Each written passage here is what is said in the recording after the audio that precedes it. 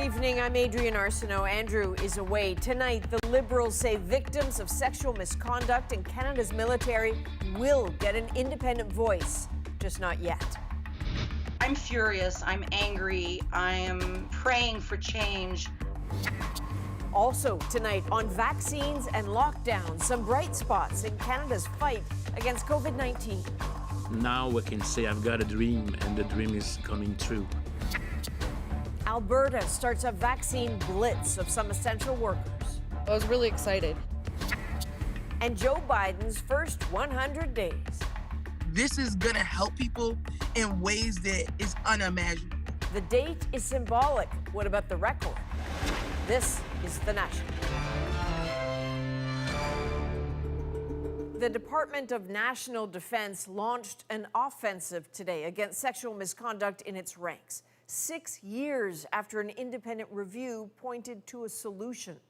In the past 5 years, there have been over 800 misconduct complaints, more than 3 a week. Now, 2 highly accomplished women join the fight. Lieutenant General Jenny Charignon, a seasoned leader in the field, fills a new position inside the forces, and a former Supreme Court justice will lead a new review. Ashley Burke tells us why that has sparked anger in some quarters. We have to welcome scrutiny with humility. The military's leadership has changed under clouds of scandal, but rampant sexual misconduct remains. It is utterly unacceptable that the isolating and abusive culture persists. And the latest solution is over half a decade old. And too often, you do not feel able to report misconduct out of fear of reprisal or retribution. We have heard you. We need to put in place an external reporting system outside of the chain of command to begin rebuilding confidence. A former Supreme Court justice recommended the same thing 6 years ago. Today, the government said it needs another review before moving forward. Why do you need another report? It's a very, very good point there. But we can't just create an external system that we're looking at. We want to be extremely bold in our way forward. Another former Supreme Court Justice, Louise Arbour, is tasked with finding that way forward, specifically how to implement the external reporting system. Different people have a different understanding of what independent and outside means. For some people, stepping just a little outside the chain of command would provide enough guarantees. I'm furious, I'm angry, I am praying for change. Sexual assault survivor Sherry Bordage took part in the last review and said she's sick of waiting for change. What do they want to study more? And how many more people are going to suffer in the interim while they continue to delay taking any real action on the problem that they are already aware of? Others who've experienced sexual assault in the military say they're hopeful. I'm overall optimistic, but I was left feeling like everything announced today could have been done 5 years ago. And there's not a good reason for why it wasn't done 5 years ago. Ashley, in terms of this review, how long could it take? Well, the government says it needs 12 to 15 months to finish the report. Then it can start to make the changes that victims and advocates have been demanding for decades. And wouldn't that, though, ultimately involve the military giving up some authority? Well, yes, the authority over the conduct of its members, something that it has resisted. But part of this review is to determine if the government should go even further and create a fully independent watchdog. Adrienne?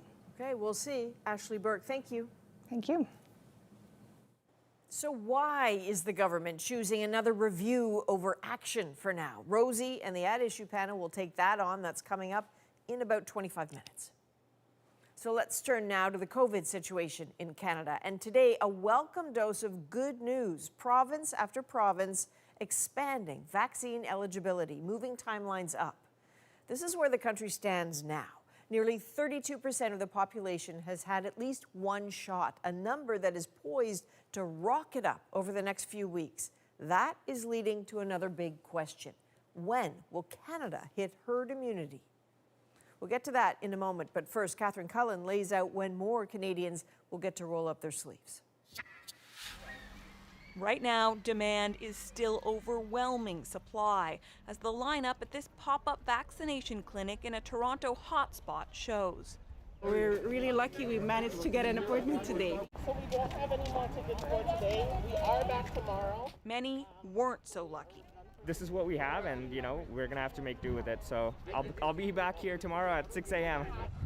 But the national vaccine supply is growing, and it's about to speed up even more. At least 2 million doses arriving each week in May.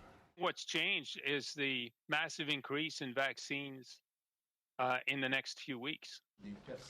That has some provinces opening up shots to all adults. We are confident now that we can move to the population in general. Quebec says that will happen over the next 2 weeks, an end to deciding which groups to vaccinate, which the Director of Public Health calls a nightmare. Now we can say I've got a dream, and the dream is coming true. He's not alone. I didn't believe it. I had to pinch myself. I thought this was a dream. I thought I was daydreaming. Elation from some in Ontario. The province says over the next 2 weeks it will send 50% of doses to COVID hotspots, and by the end of May, all Ontario adults will be able to book an appointment for a shot. We will be able to get it into people's arms very quickly. This is potentially a game changer. If we do that, in addition to public health measures, this is probably one of the most significant things that we've seen and heard of in months. Everybody will get their turn. BC is preparing to speed up too. Every adult in British Columbia will have access to vaccines by the middle of June. Hope for better, safer times as Canadians continue to battle COVID's third wave. Catherine Cullen, CBC News, Ottawa. All those vaccinations are steps along Canada's journey to herd immunity. But how will we know when we're there and are shots alone enough to do it? Vicadopia takes a look. Hi there, sir. How are you doing? I'm gonna have you. More and more Canadians are finally getting their turn at the shot, and millions more doses are coming.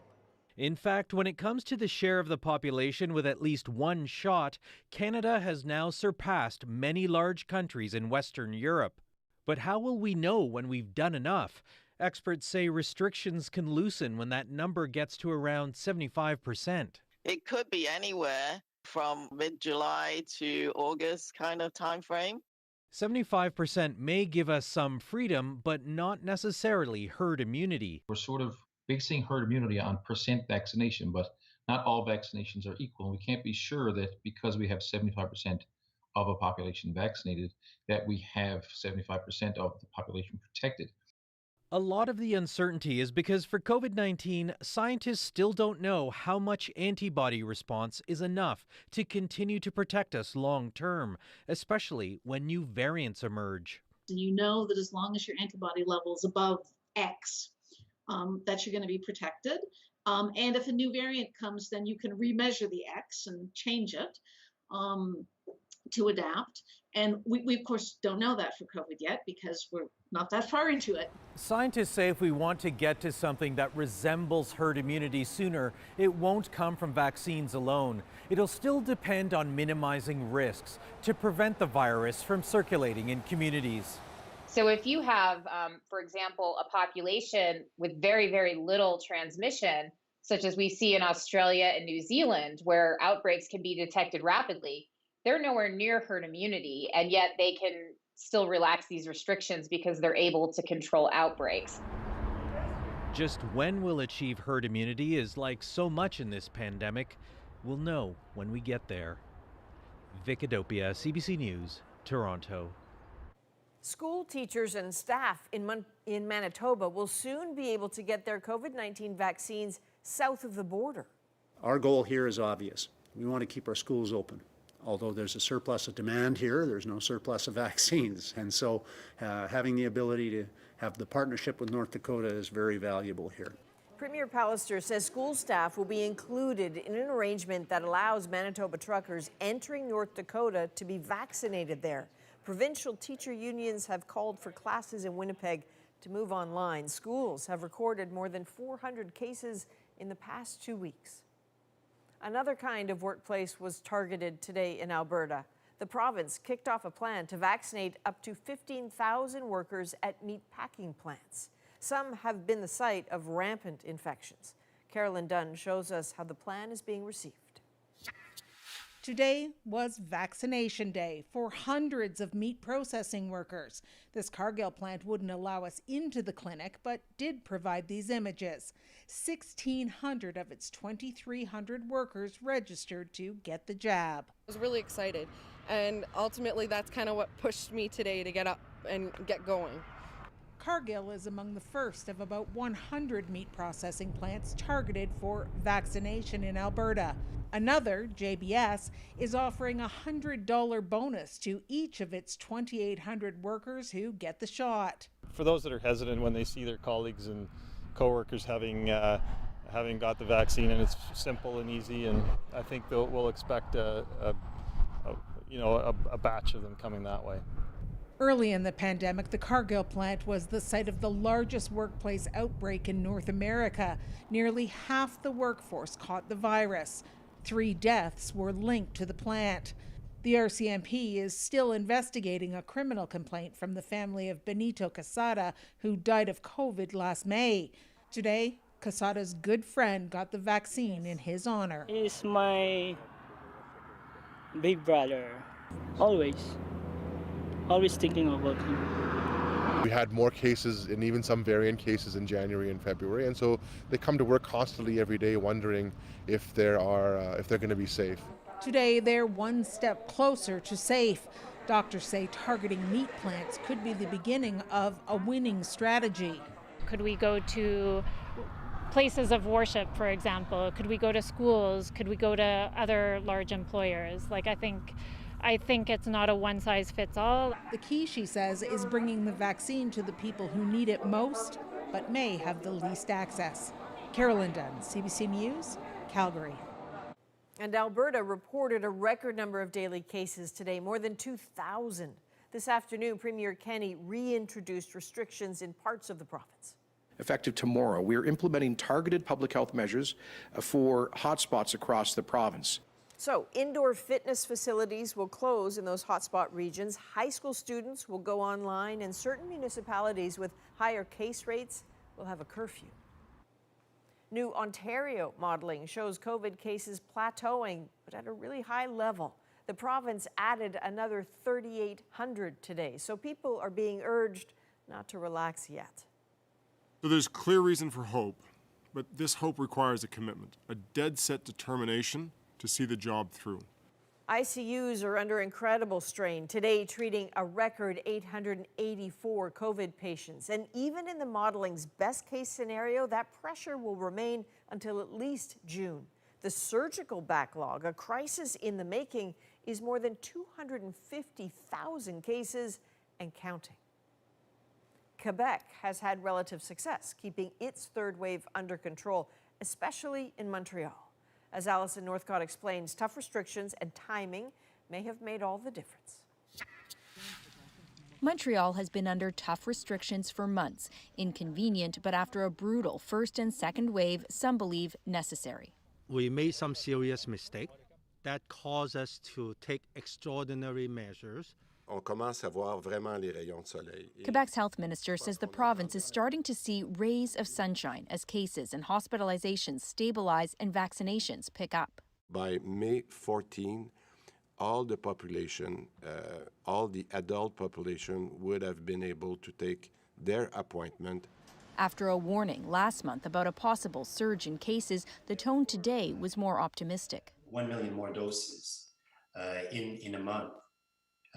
Changes our projections. Still, to push case counts down, there has to be a high level of coverage and at the same time a good adherence to the public health measures. And there are a lot of those in Montreal, including a curfew, closed restaurant dining rooms, and a ban on most private gatherings at home. Montreal public health officials say they acted fast to curb the third wave, with extensive contact tracing, testing for variants, and targeted vaccinations in some hotspots. That's probably what really helped us, that we were ready for this and that we were prepared and that people really collaborated. One expert says it also helps that variants fueling cases elsewhere arrived later in Quebec, with vaccinations further along. We're not out of the woods, but we are heading in a very positive direction. Still, just one super spreader event could change everything. We've learned that reopening too early is not helpful, as we saw when we reopened a little too early in regions outside of Montreal, and then we saw the cases going really high up. And with some parts of Quebec still under pressure, the government is watching closely while it works to get more vaccines to more people. Alison Northcott, CBC News, Montreal. Nova Scotia saw 70 new COVID-19 cases today, a second straight dip from its record high reported on Tuesday. 96, 75, 70. 2 days does not make a trend, but we are going in the right direction. The province now has 548 active cases. Nearly 5,000 people identified as high-risk contacts are in isolation. So as wrenching as Canada's numbers are, it is India that is astonishing the world. Nowhere on the planet is as hard hit. For a week straight, there have been new records for daily COVID cases. Today, there were 380,000. The number of patients is going up, but devastatingly, the resources to treat those people are shrinking. Salima Shivji has the details. The wait is excruciating. Hours on end for precious oxygen to save loved ones struggling to breathe at home. There's none anywhere in Delhi, she says. And then she finds out her wait is over. Her mother has died. The struggle for basic medical supplies is widespread across India and frantic. Volunteers have banded together, a makeshift oxygen army that does the best it can to provide some relief. But a black market has also cropped up, cylinders going for more than 10 times the usual price. We must have made 1,000 phone calls per hour. Ruhi Baweja's family struggled to find a hospital bed for her mother. Somehow they did, but all I could hear was people around her just wailing in pain. They couldn't breathe. Her mother didn't make it. There's so much devastation everywhere. It is so scary. Scary, too, for the doctors trying to save patients. You feel very, very dejected at times when you see a patient, you want to give the best. But the lack of supplies makes that task so difficult. And so despair mixes with anger that this could have been avoided.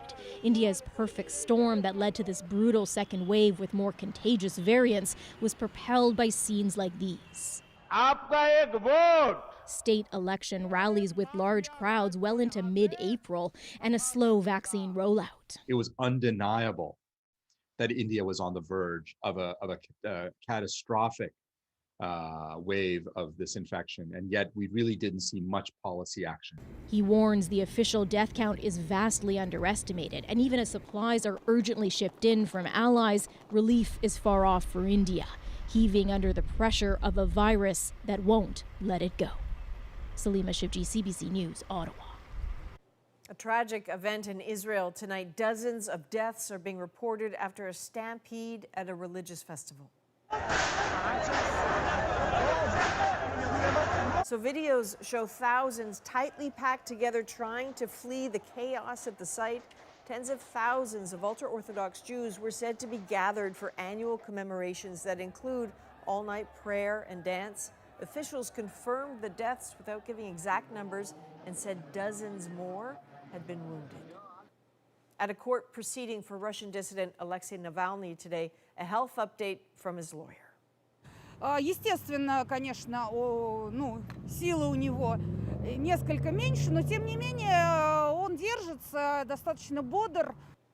Navalny himself appeared by video link, the first time he's been seen publicly in months.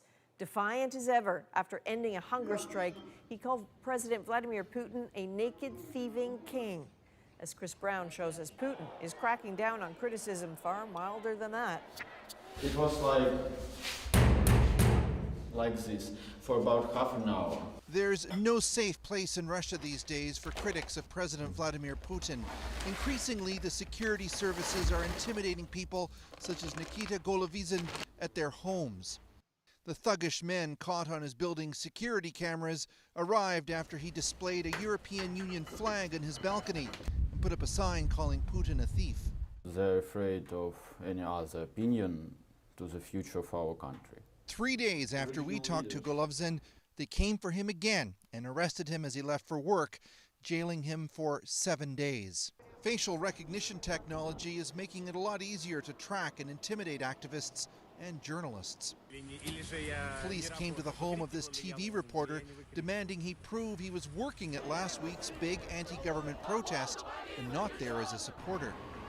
Amnesty International says the point is to scare people. Please don't feel safe if you're interested in politics and public activity, if you have independent opinion. The intimidation has extended to independent media companies too. This is a question of life and death for us. Online news publisher Meduza, which is based next door in Latvia, has been designated a foreign agent, a label that will scare away Russian advertisers and make its journalists vulnerable to arrest. They are trying to undermine our impartiality in public's eyes, and of course it works, and it works very good. Targeting and punishing critics at home may be part of the Kremlin's response to its growing confrontation with the West. Activists and journalists here are paying a high price. Chris Brown, CBC News, Moscow. A somber anniversary today as family and friends marked 1 year since 6 Canadian Forces members were killed in a helicopter crash in the Mediterranean Sea. I want the people of Nova Scotia and the rest of Canada to know that your support was not only noticed, but felt on a profound level.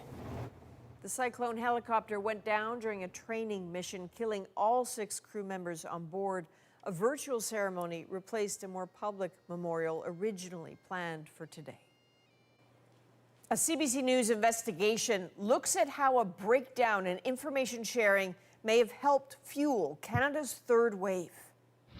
I don't feel like government really took care of us. Next on The National, missed opportunities before the variants took hold.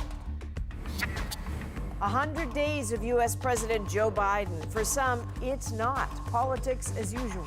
As a Black woman in America, it's hard for me to even say out of my mouth that my president is doing a good job for me. And now it's like the American dream includes me. The record and the reviews so far. And brightening the mood, one cheeky message at a time. The whole purpose was to make people smile. The story behind these signs of the times. We're back at 2.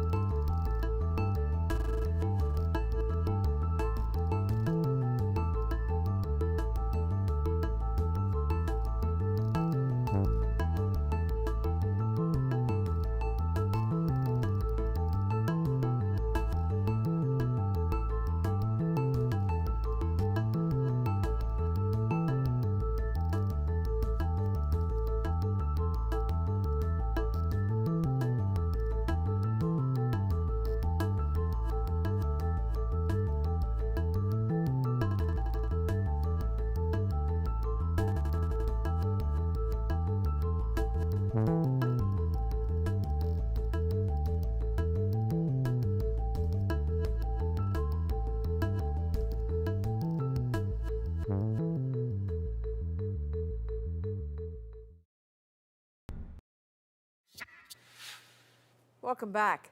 Driven by variants, COVID-19 cases continue to mount. The rise of the variants has prompted questions about how a pandemic that only months ago seemed to be waning suddenly got so bad again.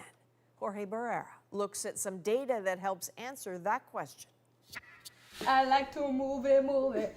Hannah Godot's life went from this to this in only a few weeks. This is my separate isolation room with a pink sticker. That means that they are going to be overly cautious with me. She is one of over 100,000 victims of the COVID-19 variants. I did everything right, and I still got COVID. In late February, when, in the face of warnings, we may not be able to avert a reacceleration of the epidemic in Canada. Provinces across the country began easing restrictions. The situation has improved in recent weeks. Daily case numbers are down. We're expanding the capacity limit for the retail sector. But as overall nationwide cases began dropping, a different surge was beginning. The first of the variants appeared in December, then January and February. It was those small numbers in variant cases that foretold what Caroline Collane calls the start of the second pandemic. People were so used to looking at the total cases and the idea that something small could be rising quickly while the entire picture looked okay because of those 300 or 500 cases a day. Very few of them were variants yet.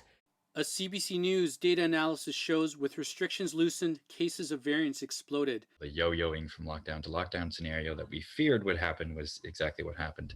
Yet provinces weren't tracking the variants the same way, which means no one had a clear picture of what was happening nationwide. This infectious disease expert authored a report about the breakdown of information sharing across the country. I think having those real-time variant numbers could have allowed us to kind of raise the alarm a little more forcefully. I don't feel like government really took care of us. Most provinces have since clamped down again, and as of this week, for the first time, virus data from all provinces will be collected in one place. It's hoped this will provide a clearer national picture to track and manage variant outbreaks, though not soon enough for Canadians who are already sick. Jorge Barrera, CBC News, Ottawa. Joe Biden is doing something he hasn't been able to do much. It's the biggest jobs plan in this country since World War II. He is hitting the road to sell his vision of rebuilding the U.S. Coming up, how his presidency is going down with Americans after 100 days in office. First, though, Rosie's here with that issue. Hi, Rosie. Hey, Adrienne. Tonight, we are obviously going to talk about why Ottawa is launching yet another military misconduct review. Clearly, the work that was done was not enough. Plus, what did the government know about the allegations facing the former chief of the defense staff? How much of that are they wearing politically? Chantal Andrew Althea will join all of us right after this break.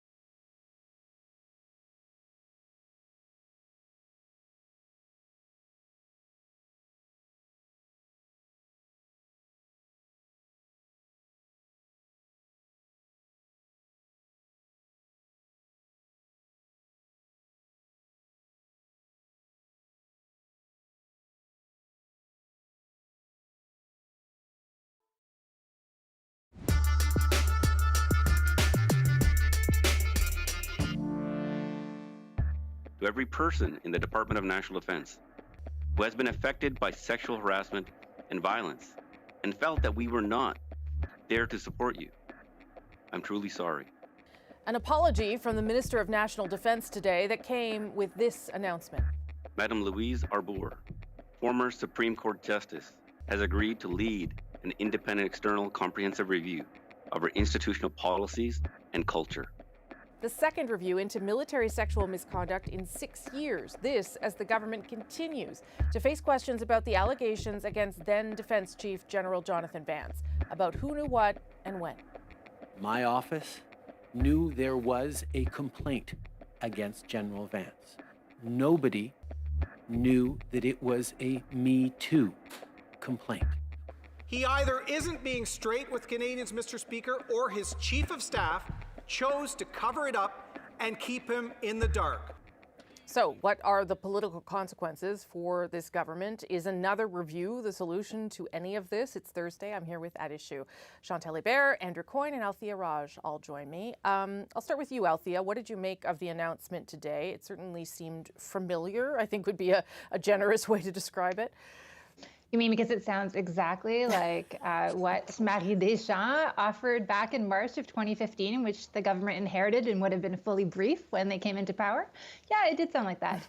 I would say the Liberal government has been very successful at espousing several values, especially progressive values. And this is a case, another case, some would argue, where it has not lived up to those values that they like to preach about.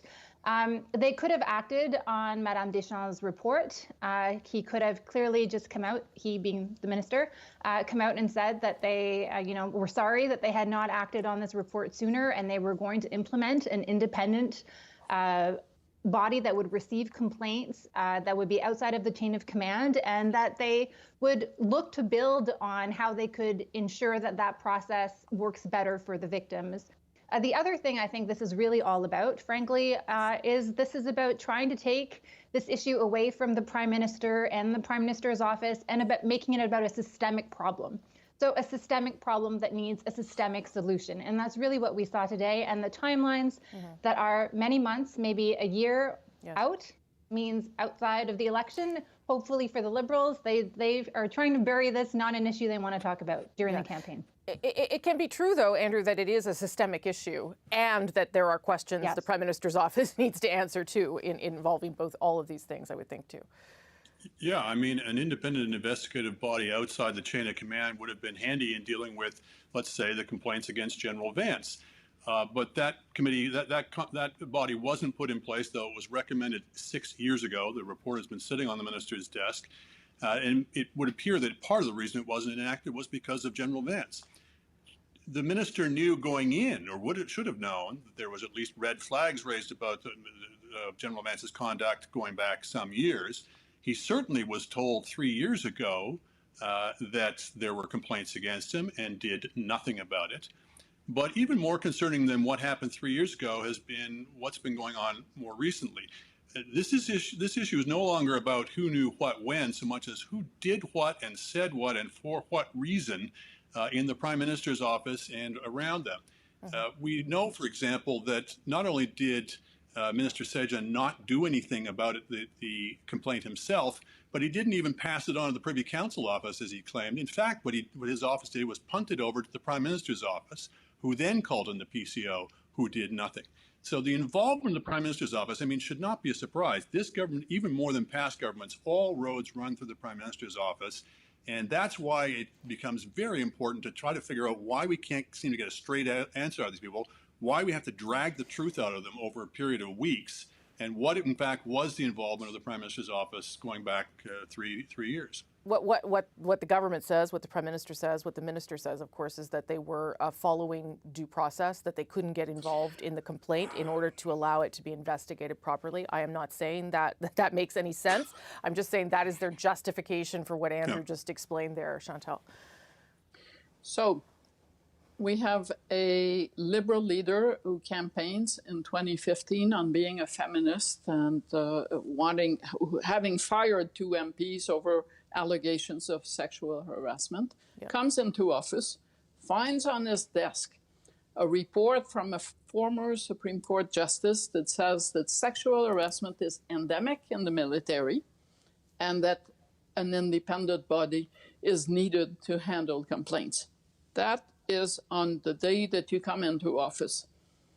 And then here we are 6 years later, appointing a former Supreme Court justice to hopefully not tell us what we already know, and to look into the mechanics of that independent review.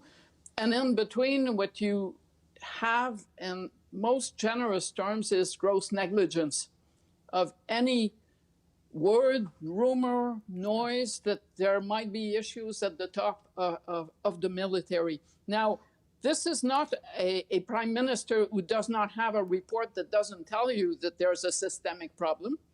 And when his office is seized with notions that there may be something cloudy about his chief of defense staff, doesn't think sexual harassment because that's not in the picture. It's in the picture. He has that on his desk coming in. The problem with the prime minister this week is that in the House of Commons, his basic defense was, I did the same thing as Stephen Harper did. And yes, he did do that, because that is what Stephen Harper did. He appointed a retired Supreme Court justice to look into it. But he promised coming into office that he would do better.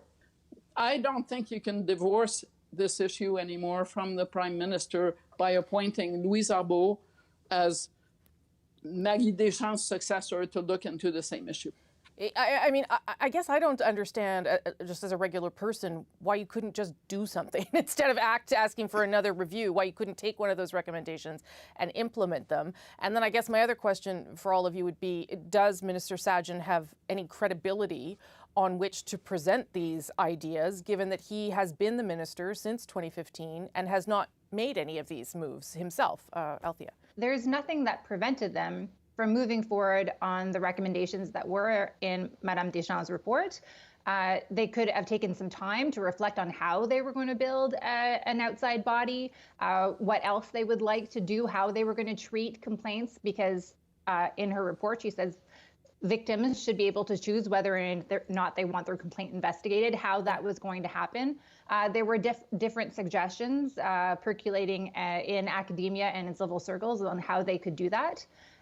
So yes, nothing prevented them. The second thing on Minister Sajjan, well, he's in his job because the Prime Minister has faith in him, and frankly, he seems to be doing what the Prime Minister wants him to do. That's why he's still there.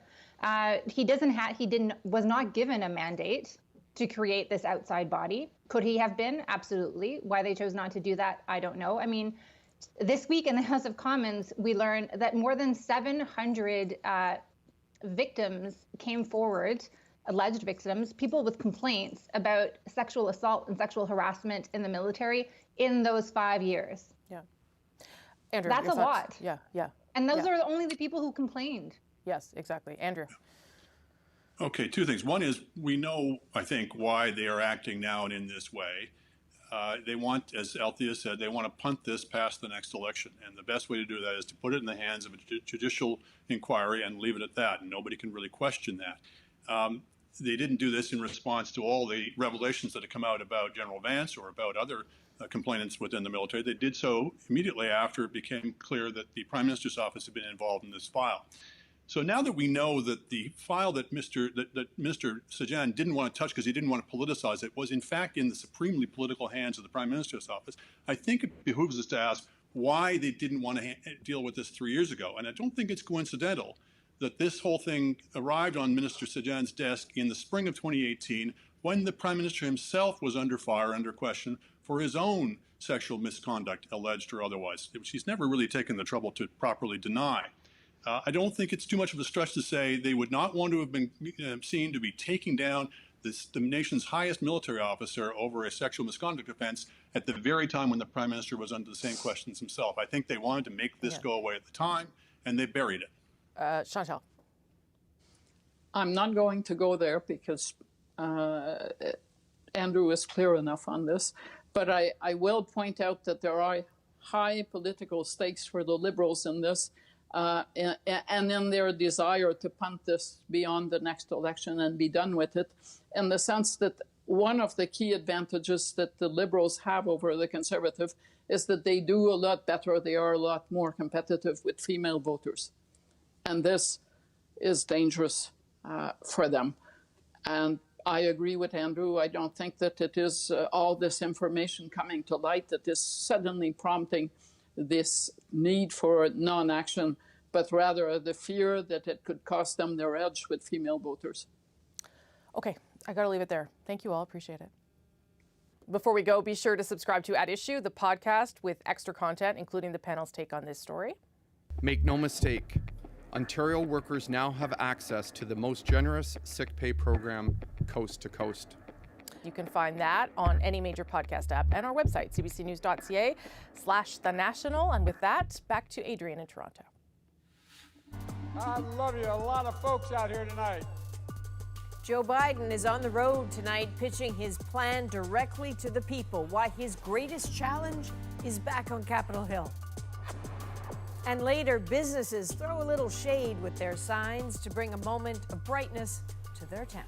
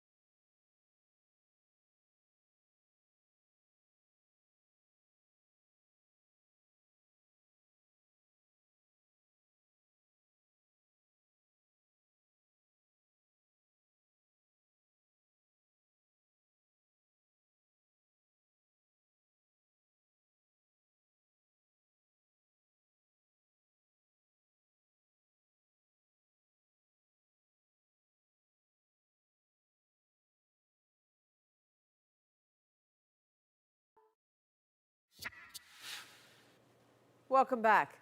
The United States just hit a symbolic political marker. Joe Biden's presidency is now 100 days old. His supporters say it's been filled with accomplishments. From its devastating peak, COVID-19 cases are down about 70%.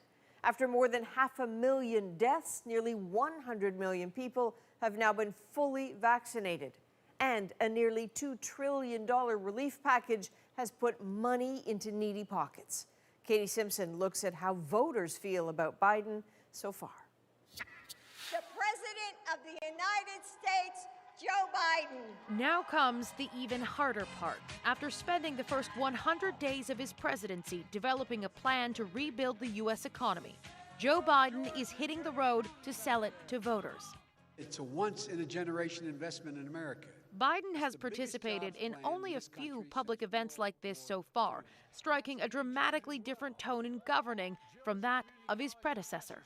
Biden is often called boring, and my answer to that is, if we ever needed a boring president, it's the one following Donald Trump. Americans seem to like this low-key approach. Biden's approval rating hovers over the 50% mark, while roughly two-thirds of Americans support his handling of the pandemic and the economy. But he doesn't have that kind of support in Congress. Joe Biden ran as a unifying candidate who would govern in a bipartisan manner, and once in office has governed in a purely partisan manner. The motion is adopted.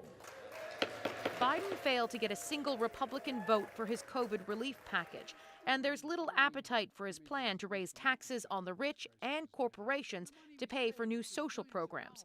Biden is banking on public support to build pressure on lawmakers to get those proposals passed in Congress.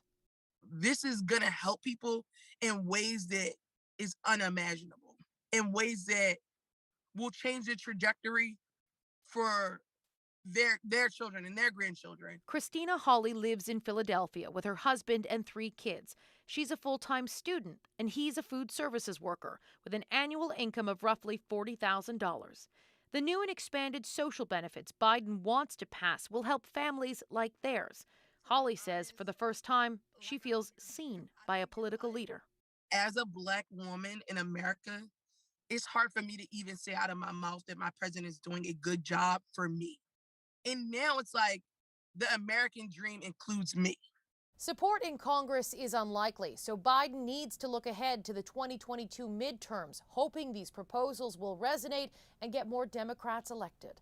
Katie Simpson, CBC News, Washington. There are tributes tonight to a legal pioneer who helped change this country. Thomas Berger spent his life fighting tirelessly to uphold Indigenous rights.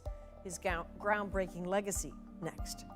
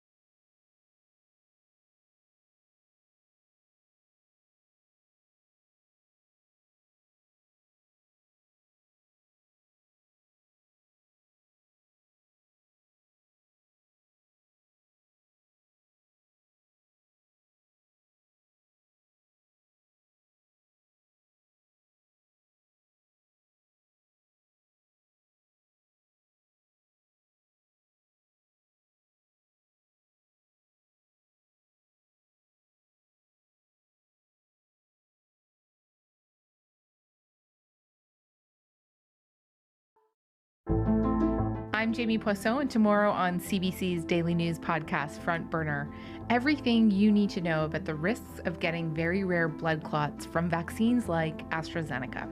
Subscribe wherever you get your podcasts. Welcome back. Former BC lawyer, politician, and judge Thomas Berger has died. Berger's legacy indelibly linked to the fight for Indigenous rights and land claims.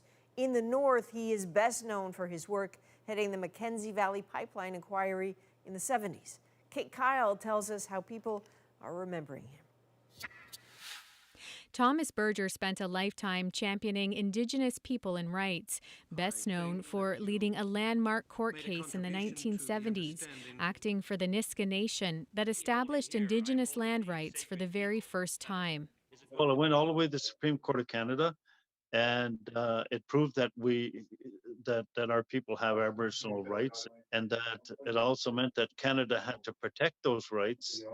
Then later, Berger led an inquiry into a controversial pipeline in the Mackenzie River Valley. It was a moment of empowerment.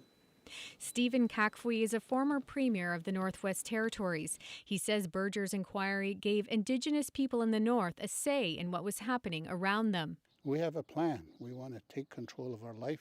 We want to take it back from the churches, from the government. And so what Berger did was he gave us that stage.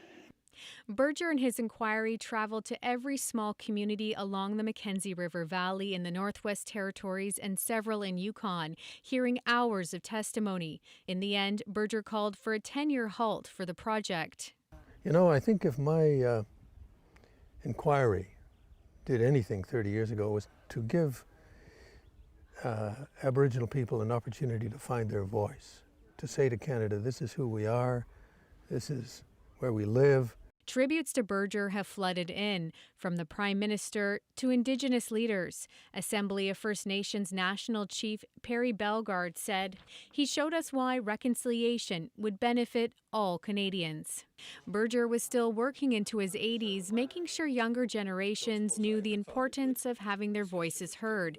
He died after a battle with cancer. Thomas Berger was 88 years old. Kate Kyle, CBC News, Yellowknife. When we come back, a friendly war of words on the streets of small-town Ontario. We will get to the bottom of all these tongue-in-cheek messages written on signs across the community.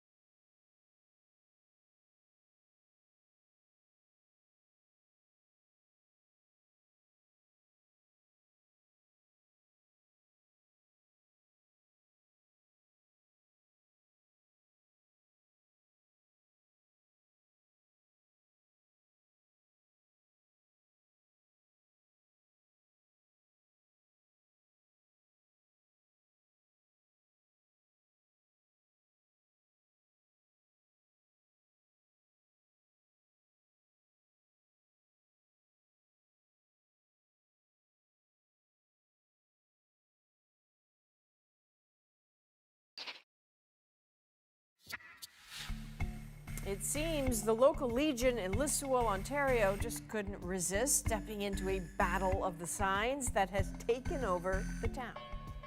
So this all started with one business calling out another with a cheeky pun and a hope of bringing a much-needed smile to someone's face. Since then, this has escalated quickly, and tonight, it's our moment.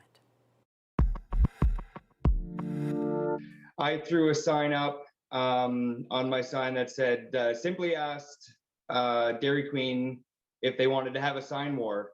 And Dairy Queen is actually 20 feet away from my sign, and they responded within about 20 minutes. I laughed. A customer actually told us to rebuttal, and that's the first we noticed of it.